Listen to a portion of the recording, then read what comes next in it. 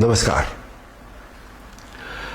4 दिन पहले जब फिल्म आदिपुरुष का टीजर रिलीज हुआ, तब से लेके अभी तक चारों तरफ एक हंगामा है, एक शोर है।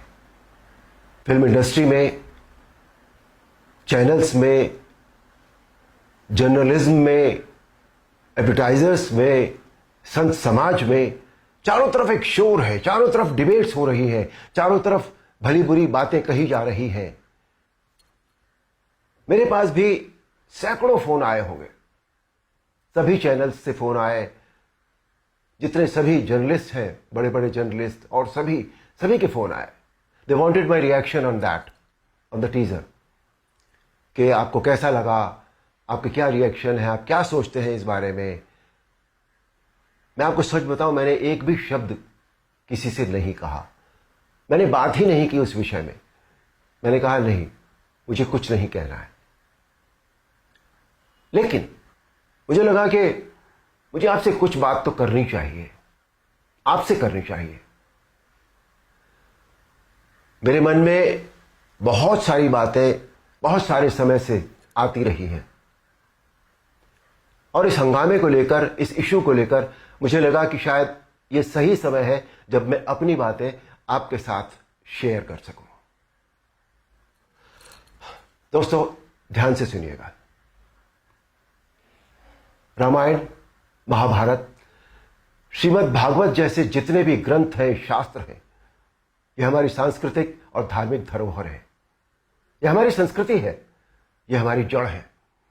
सारी मानव सभ्यता के लिए यह नींव के समान है, और न तो नींव को हिलाया जा सकता है और न ही जड़ को बदला जा सकता है।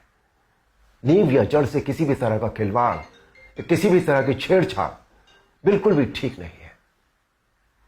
हमें इन शास्त्रों से संस्कार मिलते हैं, जीवन का आधार मिलता है। ये धरोहर ही हमें जीने की कला सिखाती है।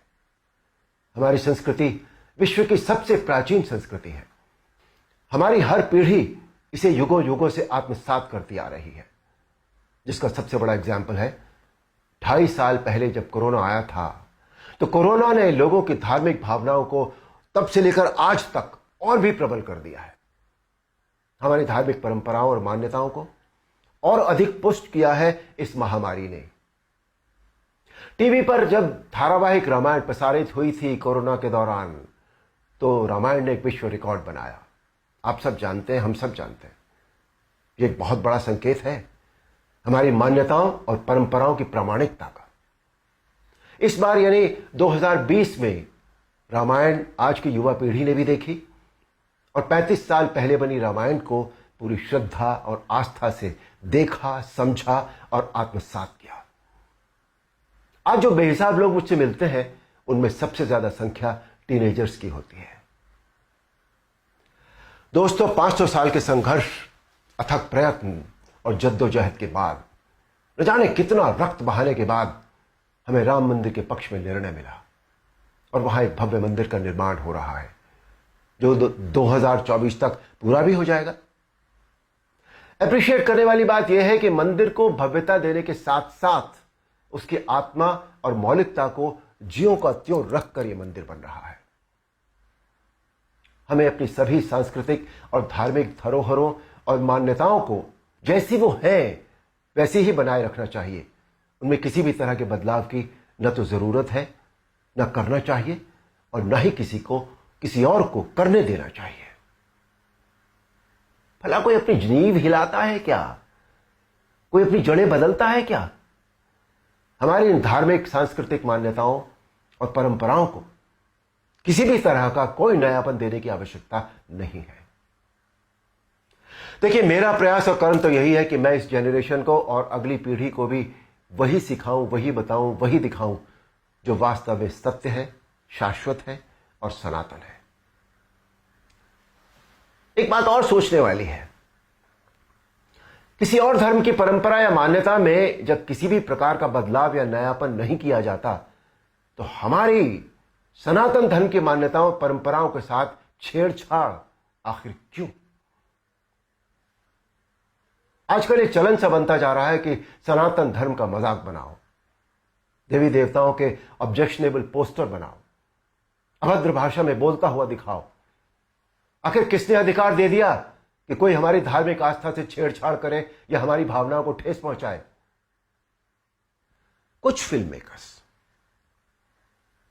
कुछ राइटर्स, कुछ पेंटर्स, कुछ एक्टर्स, कुछ एडवर्टाइजर्स को इस बात का विशेष ध्यान रखना चाहिए कि वो क्रिएटिव लिबर्टी के नाम पर धर्म का मजाक न बनाए और न ही किसी की मान्यता या परंपरा को तोड़ मरोड़ कर प्रस्तुत करें।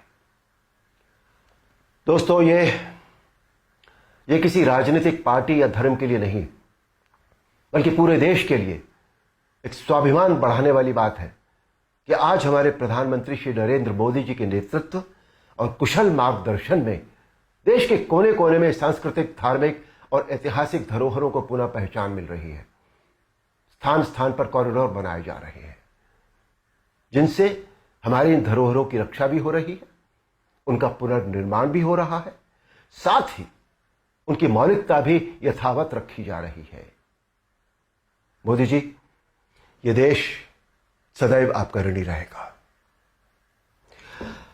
मेरा अनुरोध है आप सबसे कि आप सब पूरी सक्रियता और जागरूकता के साथ अपनी अमूल्य सांस्कृतिक, धार्मिक मान्यताओं और धरोहरों को सहेज कर संभाले रखने का संकल्प करें और दूसरों को भी इसके लिए प्रेरित करें। धन्यवाद। नमस्कार।